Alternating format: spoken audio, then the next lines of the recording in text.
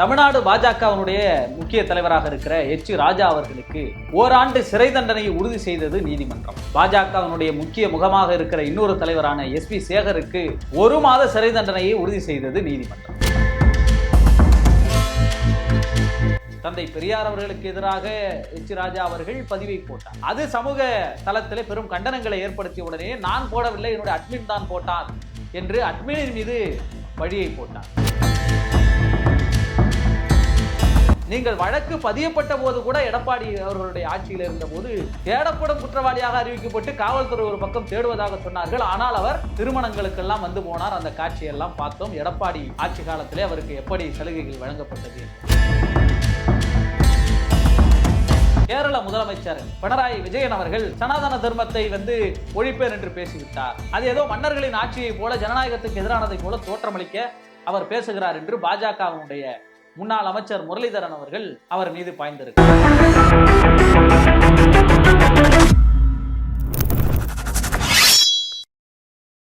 வணக்கம். தமிழ்நாடு பாஜகவினுடைய முக்கிய தலைவராக இருக்கிற எச் ராஜா அவர்களுக்கு ஓராண்டு சிறை தண்டனையை உறுதி செய்தது நீதிமன்றம். பாஜகவினுடைய முக்கிய முகமாக இருக்கிற இன்னொரு தலைவரான எஸ் பி சேகருக்கு 1 மாத சிறை தண்டனையை உறுதி செய்தது நீதிமன்றம். இந்த 2 பேருக்கும் நீதிமன்றம் தண்டனைகளை உறுதி செய்திருப்பதற்கான வழக்குகளை நாம் பார்க்க வேண்டும். அண்ணா பல்கலைக்கழக மாணவி பாலியல் வன்கொடுமை செய்யப்பட்ட விவகாரம் மிகப்பெரிய அளவிலே தமிழகத்திலே பேசுபொருளாக மாறி இருக்கிறது. இப்பொழுது வரை அடுக்கடுக்காக எதிர்க்கட்சியை சேர்ந்தவர்கள் போராடி கொண்டே வருகிறார்கள். திமுகவை அகற்றுகிற வரை காலிலே செருப்பு போட மாட்டேன் என்று அண்ணாமலை ஒருபுறம் சாட்டையால் அடித்துக் கொண்டு போராடினார். அதன் பிறகு நாம் தமிழராக இருக்கட்டும் அதிமுக சார்பிலே போராட்டங்கள் செய்தார்கள். பாட்டாளி மக்கள் கட்சியை சேர்ந்த சௌமியா அன்புமணி அவர்கள் போராடினார்கள். பிறகு பாஜக தொடர் போராட்டங்களை எல்லாம் எடுத்து வருகிறார். இந்த நிலையிலே பெண்களுக்கு எதிரான குற்றங்கள் நடக்கிற பொழுது கொந்தளித்து எழ வேண்டிய கடமை எங்களுக்கு இருக்கிறது என்று எதிர்க்கட்சிகள் ஒரு பக்கம் போராடி வர, பாமக நடத்திய போராட்டத்திற்கு அனுமதி தர மறுத்த நிலையில் நீதிமன்றத்தில் அவர்கள் அனுமதி கேட்டு வழக்கை தொடர்ந்தார்கள். ஆனால் நீதிபதி அவர்கள் என்ன சொன்னார் என்றால், உண்மையில் பெண்கள் மீது அக்கறை இருக்கக்கூடியவர்களாக நீங்கள் நடந்து கொள்ளாமல் இதை ஏன் அரசியலாக்குகிறீர்கள், விளம்பரத்துக்காக இப்படி ஏன் போராடுகிறீர்கள் என்று அவர் தலையிலே குட்டு வைத்து அனுப்பி வைத்தார். இந்த நிலையில்தான் தமிழ்நாட்டைச் சேர்ந்த பாஜகவினுடைய 2 முக்கிய முகங்களாக இருக்கிற எச் ராஜா அவர்களுக்கும் எஸ் வி சேகர் அவர்களுக்கும் எந்த வழக்கிலே தண்டனை உறுதி செய்யப்பட்டது. அவர்கள் கைது செய்யப்படவில்லை, அது வேறு. ஆனால் அவர்களுக்கான தண்டனையை டிசம்பர் மாதம் உறுதி செய்தார்கள். 2018ஆம் ஆண்டு 2 வழக்குகள் எச் ராஜா அவர்கள் மீது போடப்பட்டது. ஒன்று, தந்தை பெரியார் அவர்களுடைய சிலையை உடைப்பேன் என்று பதிவு போட்டது. அதாவது திரிபுராவிலே கம்யூனிஸ்டுகளுடைய ஆட்சி வீழ்த்தப்பட்டு அங்கே நடந்த தேர்தலிலே பாஜக வெற்றி பெற்றது. பாஜக வெற்றி பெற்ற உடனேயே அவர்கள் செய்த செயல் என்றால், அங்கே இருந்து வந்த லெனின் அவர்களுடைய சிலையை உடைத்து தரைமட்டமாக்கினார்கள், கீழே தள்ளினார்கள். அது பெரும் பரபரப்பை உண்டாக்கியது. அந்த நேரத்தில் தான் பாஜகவினுடைய முக்கிய தலைவராக இருந்த எச் ராஜா அவர்கள், எப்படி லெனின் சிலை அங்கே திரிபுராவில் உடைக்கப்படுகிறதோ அதே போல தமிழ்நாட்டிலே பெரியார் சிலைகளை உடைத்து தரைமட்டமாக வேண்டும் என்று ஒரு பதிவை கேட்டார். தந்தை பெரியார் அவர்களுக்கு எதிராக எச் ராஜா அவர்கள் பதிவை போட்டார். அது சமூக தளத்திலே பெரும் கண்டனங்களை ஏற்படுத்திய உடனே நான் போடவில்லை, என்னுடைய அட்மின் தான் போட்டார் என்று அட்மினின் மீது பழியை போட்டார்.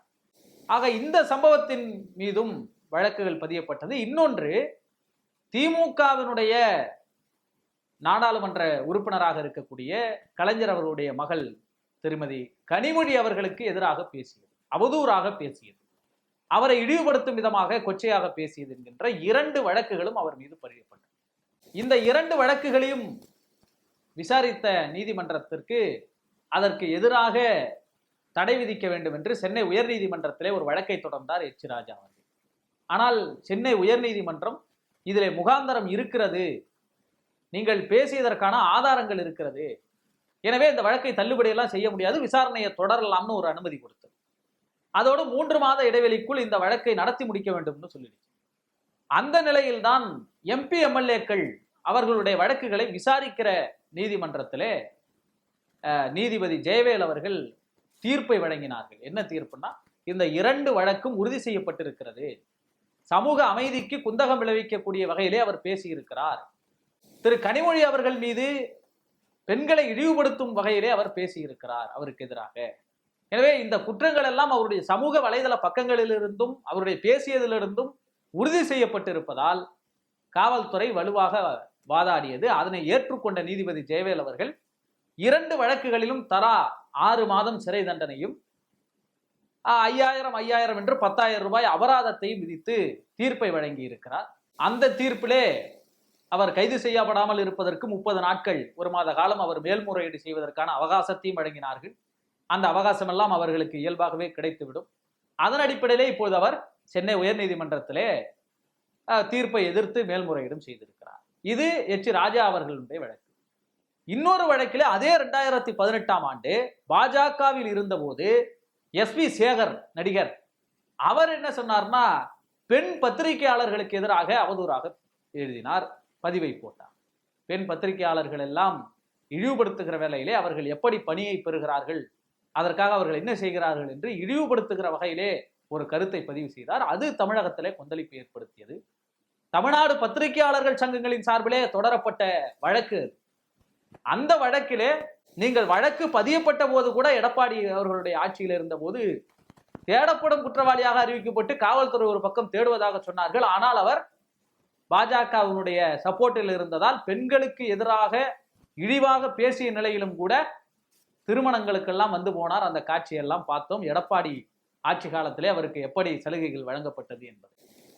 அந்த எஸ்வி சேகர் இந்த தன்னுடைய பேச்சுக்காக தமிழ்நாடு பத்திரிகையாளர்கள் சங்கம் போட்ட அந்த வழக்கை எதிர்கொண்டு வந்த நிலையில் அந்த வழக்கிலும் தீர்ப்பை வழங்கியிருந்தார். 6 பிரிவுகளின் கீழ் அவர் மீது வழக்கு பதியப்பட்டது.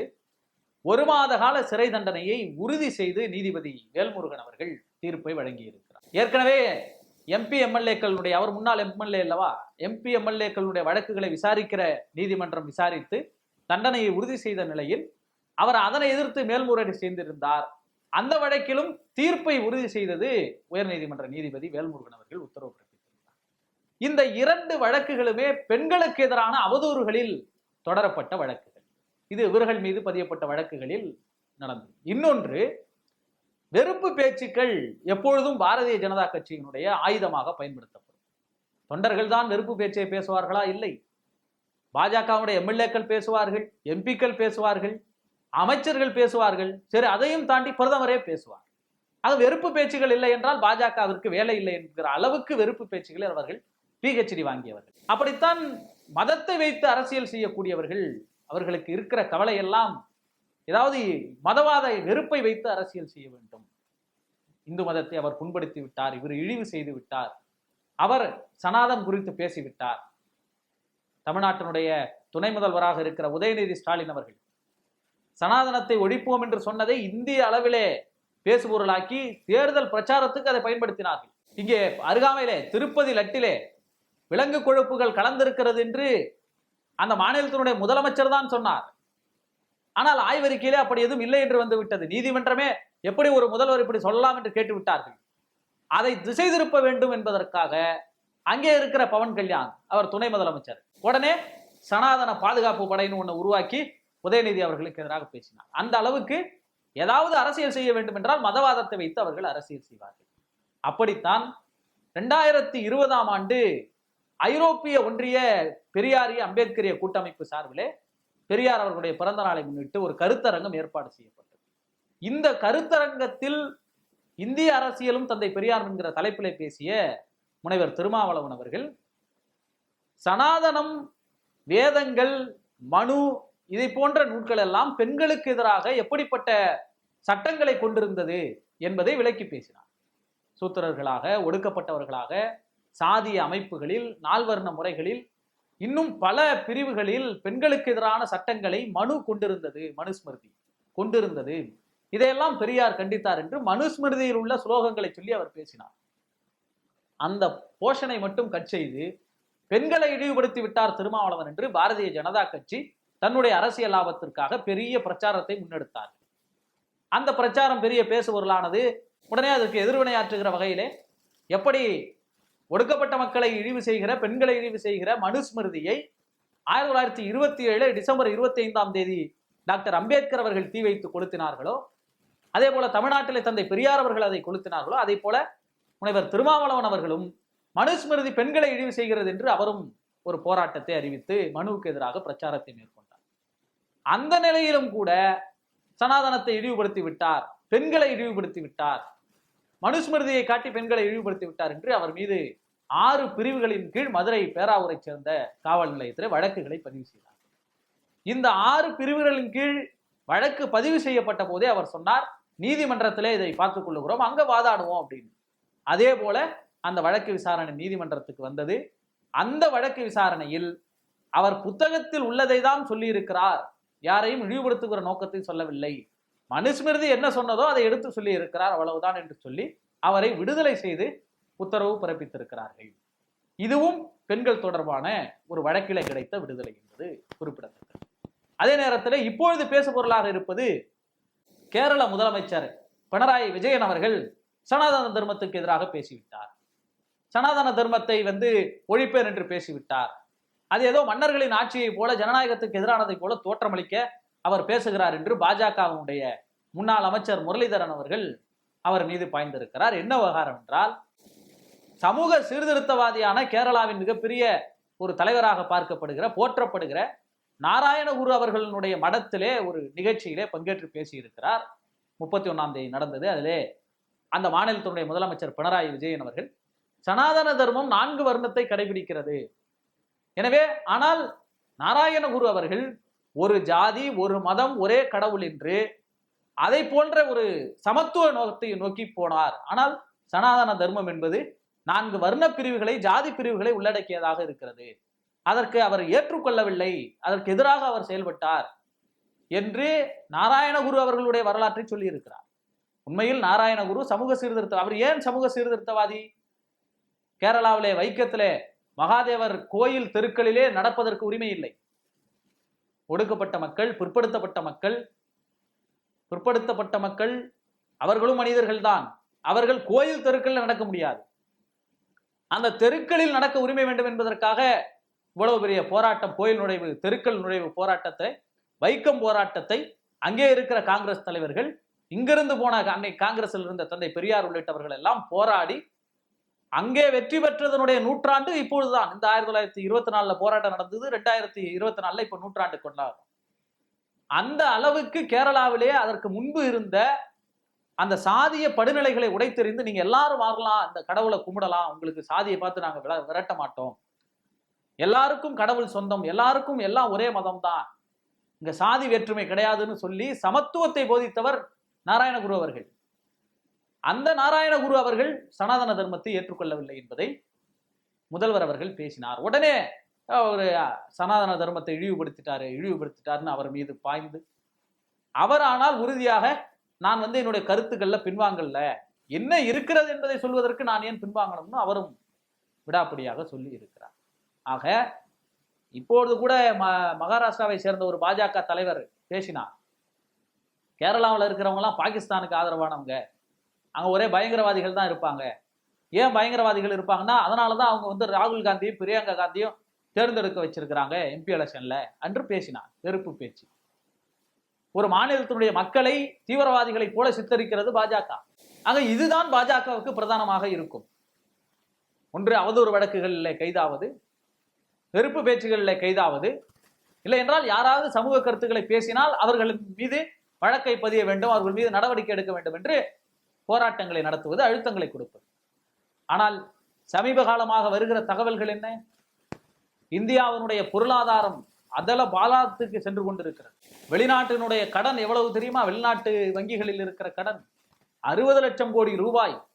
கிட்டத்தட்ட உள்நாட்டு உற்பத்தியில் 19.4% வெளிநாட்டு கடன் தான். அந்த அளவுக்கு இந்தியாவுடைய பொருளாதார நிலை போகிறது. அமெரிக்க டாலர், ஒரு டாலருடைய மதிப்பு 86 ரூபாய். இதுவரை இந்திய வரலாற்றில் இல்லாத அளவுக்கு தெரிந்து கொண்டிருக்கிறது. அந்த அளவுக்கு பொருளாதார நிலைகளில் மோசமான நிலையை எட்டிக் கொண்டிருக்கிற நேரத்தில் மக்களுடைய வாங்கும் திறன் 50% குறைந்திருக்கிறது. சேமிப்பே கிடையாது, சேமிக்கிறதே கிடையாது. முன்னெல்லாம் இவ்வளவு தொகை வாங்கணும்னா, இவ்வளவு சம்பளம் வாங்கணும்னா அதுல இருந்து கொஞ்சம் சேமிச்சு வைக்கலாம், வருங்காலத்துக்கு சேமிச்சு வைக்கலாம். அப்ப சேமிப்பதற்கு சாமானிய மக்களுக்கு, மிடில் கிளாஸ் மக்களுக்கு வாய்ப்பே கிடையாது. பாப்கார்னுக்கு ஜிஎஸ்டி, செகனன் காருக்கு ஜிஎஸ்டி, ஃபேப்ரிக்கு ஜிஎஸ்டி, இப்படி அதுக்கு இதுக்குன்னு ஜிஎஸ்டி போட்டுக்கிட்டே இருக்கிற நேரத்துல வாங்கும் திறன் குறைஞ்சு போகுது, சேவிங்ஸ் குறைஞ்சு போகுது. அப்ப மக்கள் அன்றாட தேவைக்கே கஷ்டப்படுகிற நிலைமை வருது. பொருளாதாரம் வீழ்ச்சி அடைஞ்சுக்கிட்டு இருக்கு, ஜிடிபி ஏற மாட்டேங்குது. இவ்வளவு பிரச்சனைகள் இருக்கிற போது சனாதனத்தை இழிவுபடுத்தி விட்டார்கள், மதத்தை இழிவுபடுத்தி விட்டார்கள். இதை தவிர பாஜகவுக்கு ஒண்ணுமே தெரியாது. உண்மையில் பெண்களை இழிவுபடுத்திய வழக்கிலே பாஜகவுடைய தலைவர் எச் ராஜாவுக்கு ஓராண்டும், அதே போல எஸ்.வி. சேகருக்கு 1 மாதமும் சிறை தண்டனை விதித்திருக்கிறார்கள். ஆனால் அதே நேரத்தில் இவர்கள் செய்யக்கூடிய அரசியல், மதத்துக்கு எதிராக பேசிவிட்டால் அந்த தலைவர்களின் மீது வழக்கை போடும், அவர்களுக்கு நெருக்கடியை கொடுக்க வேண்டும். அதுதான் நீதிமன்றம் சொல்லி இருக்கிறது. விடுதலை சிறுத்தைகள் கட்சியினுடைய திருமாவளவன் அவர்கள் பேசியதில் எந்த தவறும் இல்லை, அவர் புத்தகத்தில் இருப்பதான் கூறியிருக்கிறார். எனவே அந்த வழக்கை ரத்து செய்கிறோம். ஆக அந்த அளவுக்கு இந்தியா மீதான அழுத்தங்களை மக்கள் சிந்திக்க விடாமல் செய்வதற்காகத்தான் இந்த பாரதிய ஜனதா கட்சி உள்ளிட்ட இந்த அடிப்படைவாத அமைப்புகள் தொடர்ந்து செயல்பட்டு வருகிறார்கள். அதை முறியடிக்க வேண்டிய தேவை இருக்கிறது.